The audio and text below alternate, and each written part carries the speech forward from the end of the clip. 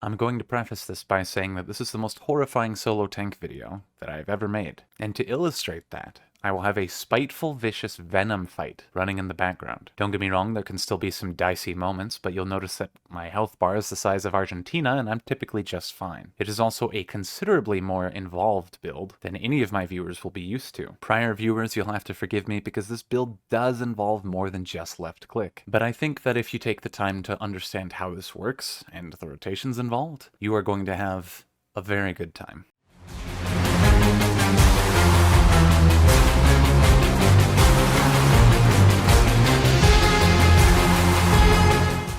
As usual, though, we're going to talk about what we're using before we talk about why we're using it. So if anything is confusing, or if you have any questions, please, for the love of God, let me explain before you comment asking why. Starting off with our armor, we have the Bruiser helmet, and then the Lido Mark II chest and legs, and then our gloves are the Void wraps. Our relic is the Profane Heart, with melee attack speed, health, and damage reduction as our fragments. And then our accessories are Navigator's Pendant, Dead King's Memento, Seal of the Empress, Hardcore Metal Band, and Sapphire Dreamstone. For our weapons, the primary doesn't matter so long as it is a special weapon, and then it needs to have Heatwave or Song of Aether equipped, and then Spirit Healer as the mutator. The melee weapon must be Crystal Staff, with Shielded Strike attached, and then the secondary weapon must be Nebula, with Spellweaver. In our concoction slot, we're using Mudtooth's Tonic, and then for consumables, we are bringing Confidence Booster and Rocket Fuel. For our archetypes, we are using Invoker and Handler, with Way of Keula and Guard Dog. Our traits are Gifted and Kinship by default. We're maxing out Expertise and Vigor, and then we're speccing into Potency, Fortify, Spirit, Blood Bond, Siphoner, Leech, and Barkskin. Getting on to why we are using what we are using, starting with damage reduction. Our armor puts us to 166.7, and with the Fortify bonus of 150%, this puts our total armor to 250.1, and our armor DR to 55.56%.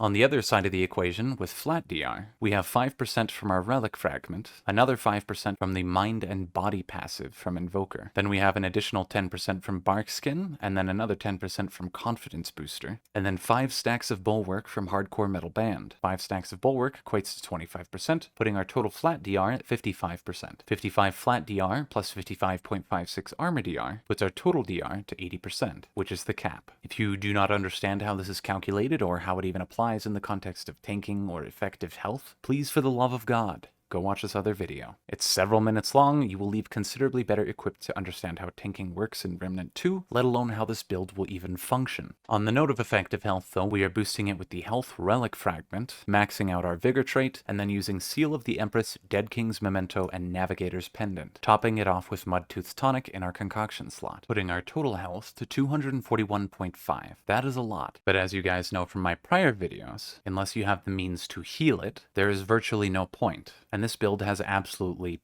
no healing at all. It does, however, have a shit ton of lifesteal, and that's going to bring us down to the core functionality of this build. The Profane Heart gives us 3% innate lifesteal bonus. There technically is a bonus to increase the lifesteal efficacy by 50%. We're never ever going to use the active effect of this relic, though. It's already ridiculously fucking strong as it is. On top of that, we have Siphoner for an additional 3%, and then Leech, which is a new trait, by the way, that increases lifesteal efficacy by 50%. It's basically the active effect of the relic at all times, just without having to use the relic. And because of this brings our base lifesteal to 9%. As for how we are stealing it, that is with the Crystal Staff. It is a brand new melee weapon for those who are unfamiliar. The general effect is that a charge attack will empower the weapon. Once empowered, basic attacks will shoot out little projectiles. For every little projectile that connects with a target, you gain a stack. Maxing out at 10 stacks, the next time you cast a charge attack, as long as it is within 10 seconds, will shoot out an additional projectile for every single stack you have and overload the target. That already sounds pretty damn good,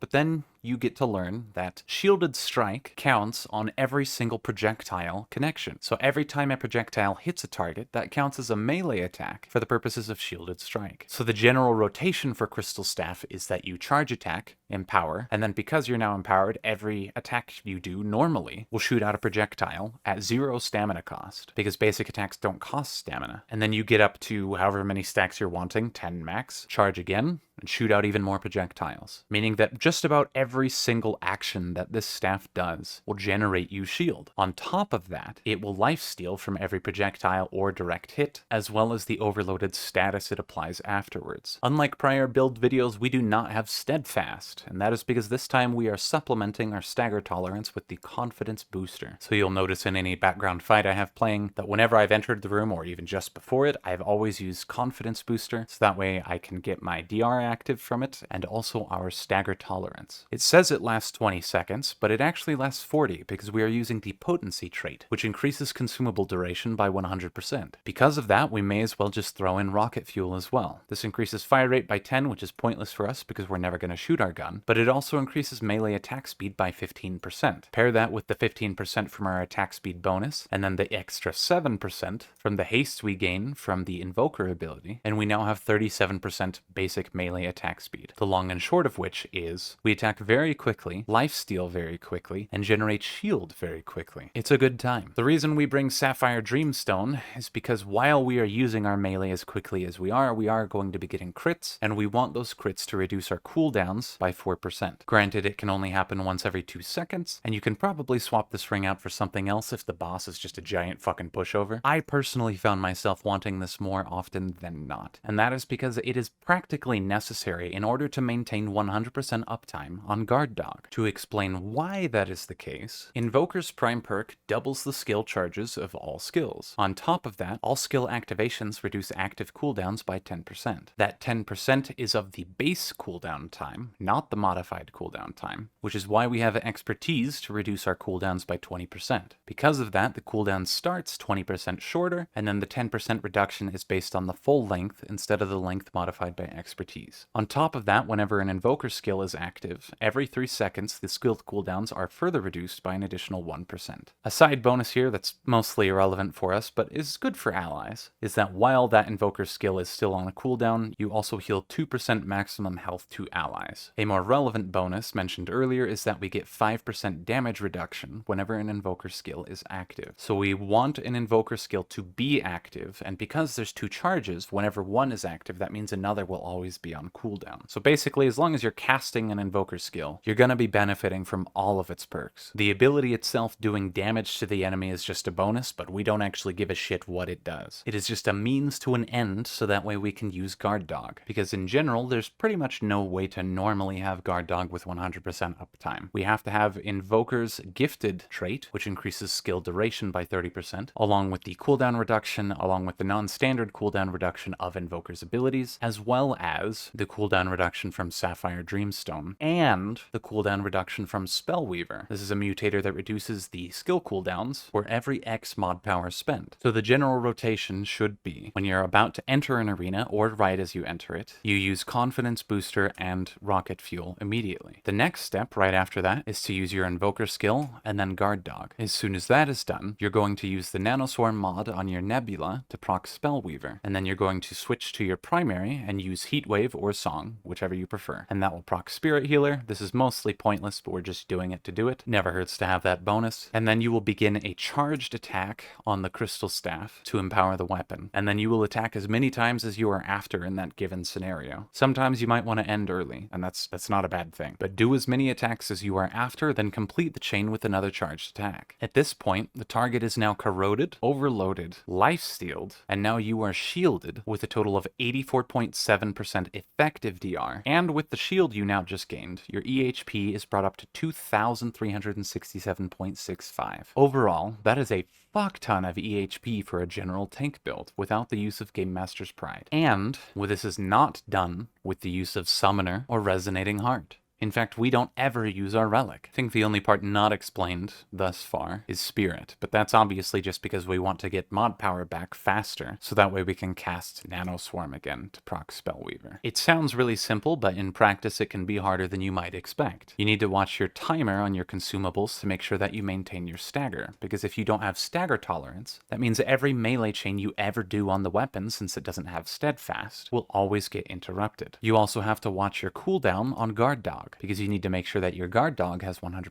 uptime. And to make sure that happens, you need to basically make sure you cast your invoker skill whenever it's off cooldown, because you want your invoker skill to be up at all times, so that way you are, one, benefiting from a cooldown skill and an active skill. So that way you are healing, reducing cooldowns, and getting damage reduction just for using an invoker skill. But as long as you can do that, there is virtually nothing that you cannot tank. Obviously with Venom, there are still some dicey moments, as I mentioned earlier. If you sit in a pool that is meant to kill you, you are going to die. But the whole point of this is that you are able to move out before you die, and either one, generate shield, or two, lifesteal all of your missing health back pretty much immediately. I shit you not when I say there is no boss in the entire game that this will not work on. It can deal with Spiteful Vicious Venom, Spiteful Vicious Shahala, fucking Spiteful Delane, all of the above. Anything you are having a problem with, this will work on. I know a lot of people have been complaining that tanks got nerfed, and to some extent they did. I'm pretty sad about Steadfast getting nerfed and World's Edge getting nerfed, stuff like that.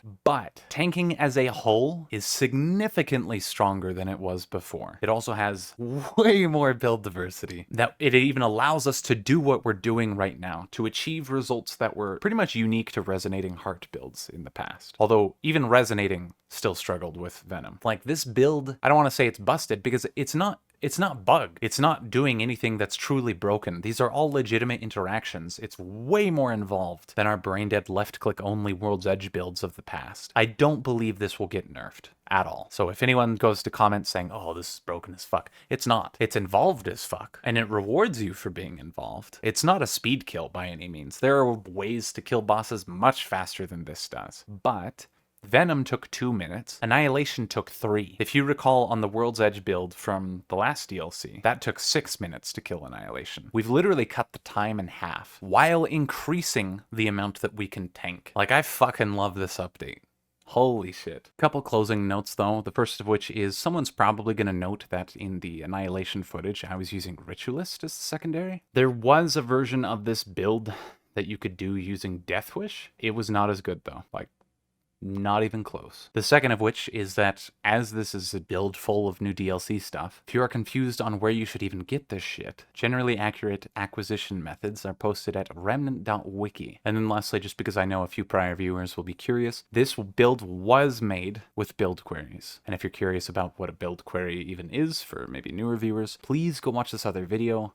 I explain it there. But beyond that, let me know what you guys think. Try it out yourself. It's definitely not as free as our past builds are, but I think it is considerably more effective.